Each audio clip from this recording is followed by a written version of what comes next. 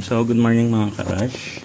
Marami kasing nagre-request sa akin nito yung pag-upload ko last time nung paglinis nung evaporator ng rush ko. So normally foam lang yung ginagamit ko, pero pag syempre matagal ko siyang hindi nalilinis ng foam, syempre minsan wala akong oras, ganyan. Ginagawa ko is binobombahan ko ng tubig directly yung evaporator. And today, for demo purposes, yun yung gagawin natin today. Kakalinis ko lang naman nung evaporator using foam cleaner. Ang gagawin ko is ilalagay ko sa drain etong tabo para makita natin kung merong mga residue na bababa galing dun sa evaporator natin. Ipapakita ko na rin ngayon kung saan at paano ko pinapasok yung mismong nozzle papunta dun sa evaporator. Ayan, so nandyan yung drain. Ginawa ko na yan ng hose. Matagal na yan, years na yan yung drain ko na yan. Okay, so ngayon ibobombahan na natin ng pressurized water yung evaporator. Okay, so ganito lang yan. Ang gagawin nyo, alisin nyo yung fan, yung blower, eto. Tapos dyan yung idadaan sa ilalim yung hose. Ayan, ito yung butas kung saan nakalagay yung blower. So ang gawin nyo, i-adjust nyo na yung nozzle na parang siya, yung talagang malakas yung pressure. Tapos papasok nyo na yan dito. Alisin nyo rin yung resistor, which is yan yung una nyong aalisin. Tapos ayan. So make sure lang na yung mismong nozzle is nakasagad dun sa loob. Yan.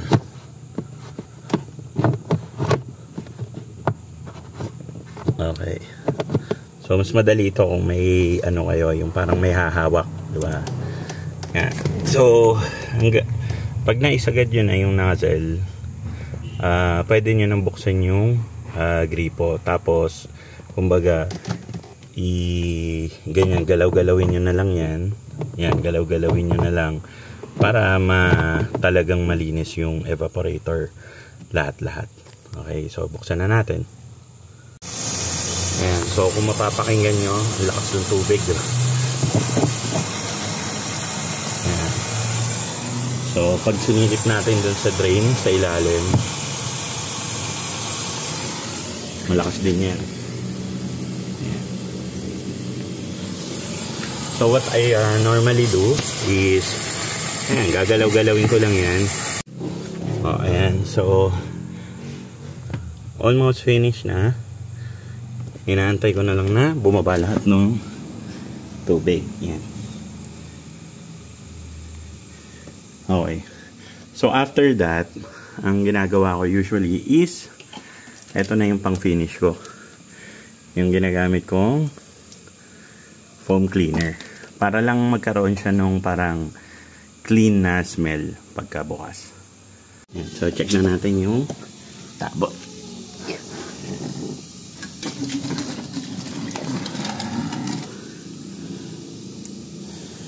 Yan. So may mga bumagsak din. Ayan. So yan yung mga kumbaga pinagsisimulan ng lumot sa evaporator. Yan.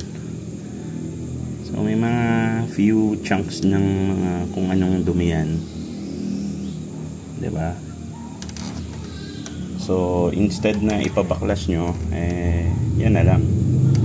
Ayan. So actually malinis pa yung cabin filter ko. So nabalik ko na yung blower, guys, and just to top it off para lang mabango yung aircon natin pagbukas is using yung itong foam cleaner. Kumbaga lalagyan ko na lang siya ng konting foam sa loob.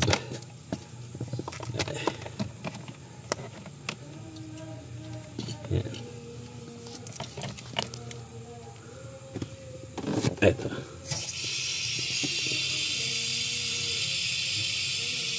So pagka may lumabas ng foam dyan na konti, I mean, yan. Okay na yan. Hintayin ko na lang siyang bumaba. Then, isasara ko na ng completely yung aking aircon system. So, hopefully, meron kayong natutunan sa ating quick tutorial video. Thank you so much.